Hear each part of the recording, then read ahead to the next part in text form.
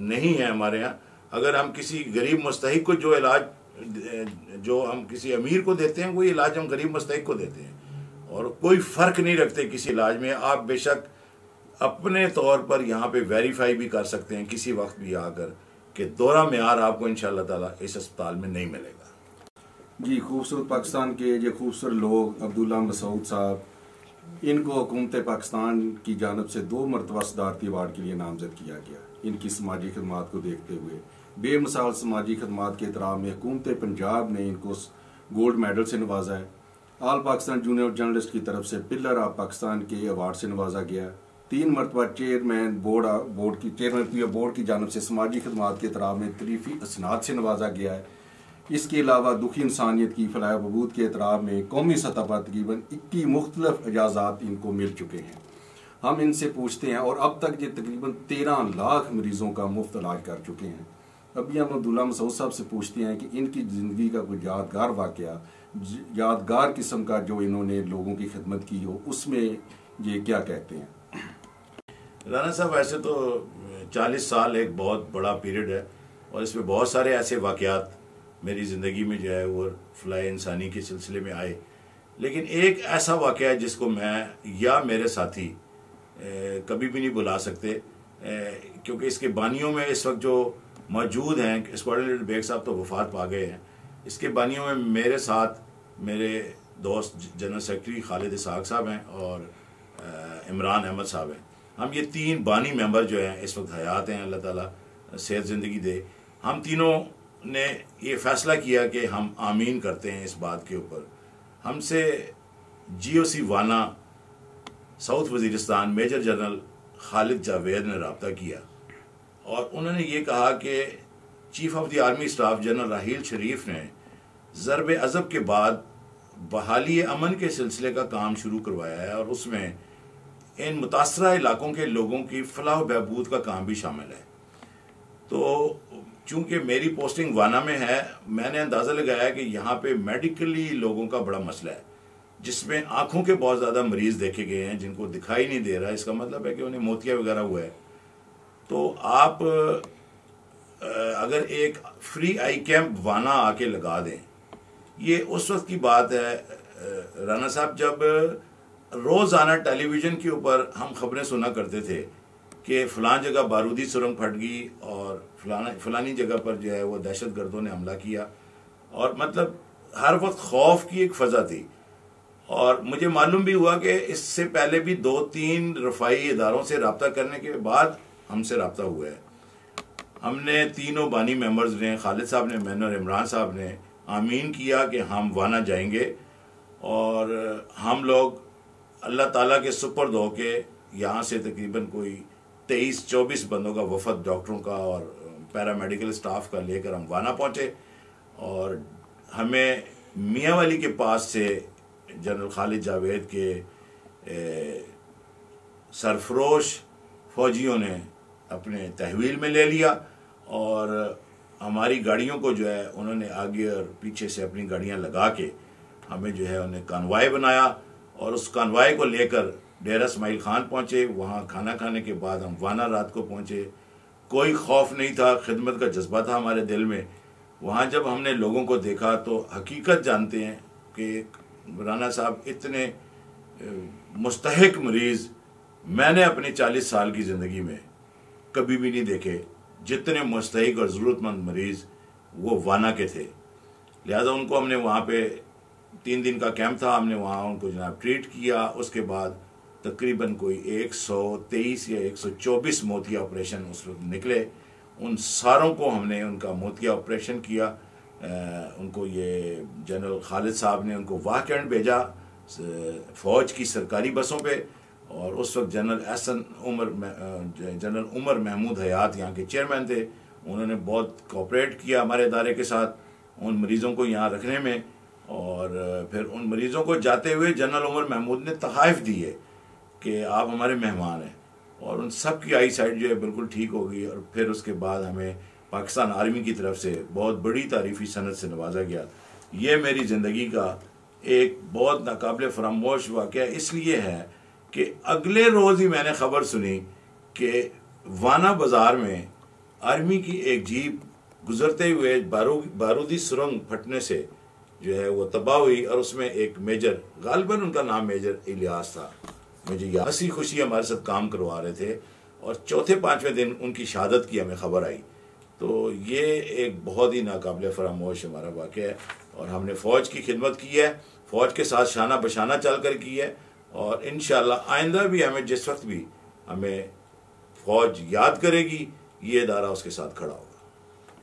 ये अब्दुल्ला महसूद साहब से पूछेंगे कि यहाँ पर जो मुस्तहिक मरीज़ आते हैं आपका क्या तरीक़ाकार है जिससे आप ये चेक करते हैं कि वो मरीज़ वाकई मुस्तहिक है। और दूसरा सवाल इनसे ये पूछेंगे कि आम तौर पे देखा गया है कि जो इस तरह की चैरिटी ऑर्गेनाइजेशंस होती हैं वो लेटेस्ट टेक्नोलॉजी की तरफ ज़्यादा नहीं जाती, तो आपने ये आइस के हवाले से आप पास क्या टेक्नोलॉजी और आप पेशेंट्स जो हैं उनका म्यार जो है वो कैसे चेक करते हैं?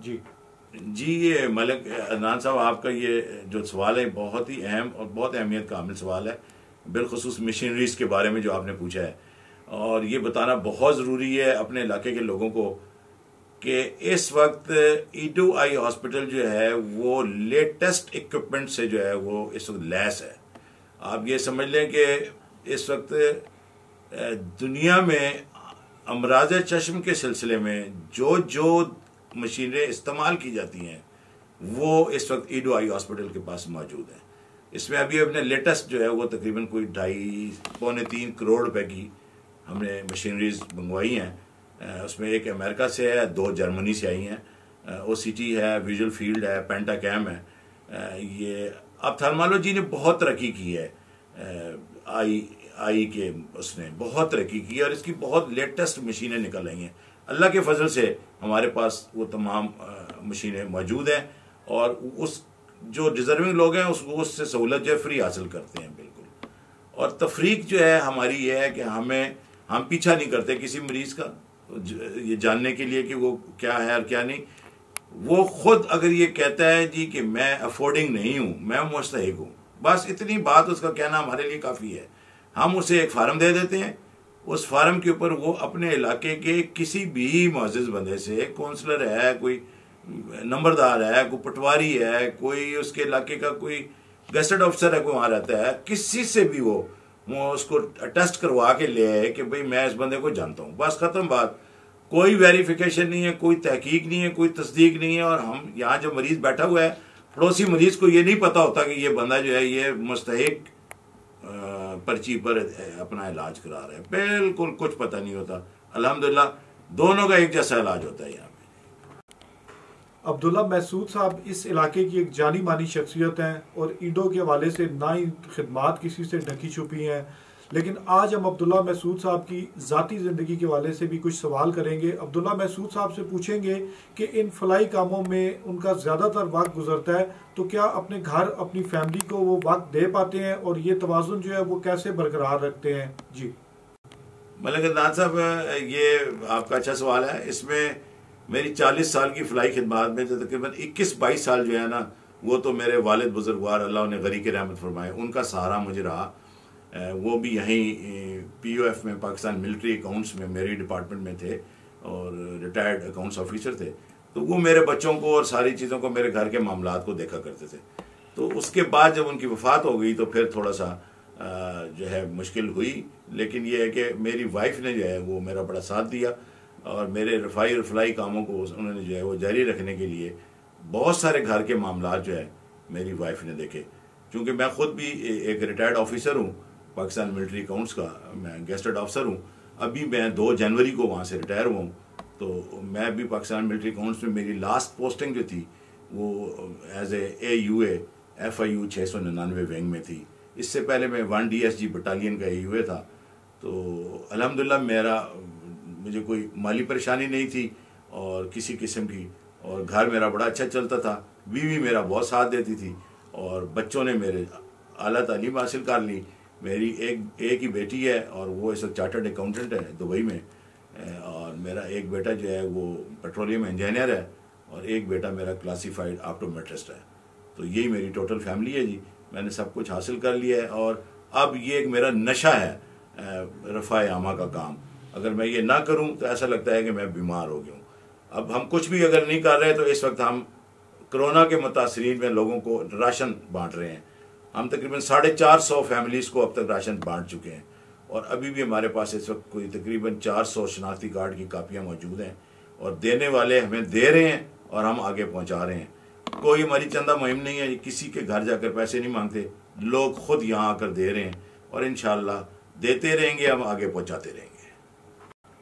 जी, अब्दुल्ला मसूद साहब बहुत प्यारे दिल के मालिक हैं, लोगों से इतनी मोहब्बत करते हैं। इन्होंने अभी अपनी वाइफ की बड़ी तारीफ़ की है। अभी हम इनसे ये भी पूछते हैं कि क्या इनकी अरेंज मैरिज थी या लव मैरिज थी? ये बड़ा दिलचस्प सवाल है जी।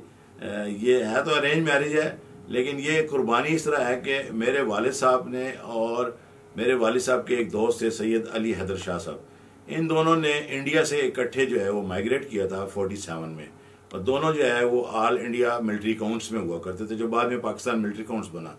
और उनका इतना याराना था कि जब वो दोनों बुढ़ापे में गए तो उन्होंने कहा कि हम अपनी फैमिलीज़ को अपने मरने के बाद भी जोड़ के जाते हैं, तो आपका बेटा मेरी पोती के साथ जो है अगर शादी कर ले तो ये बड़ा एक अच्छा हो जाएगा।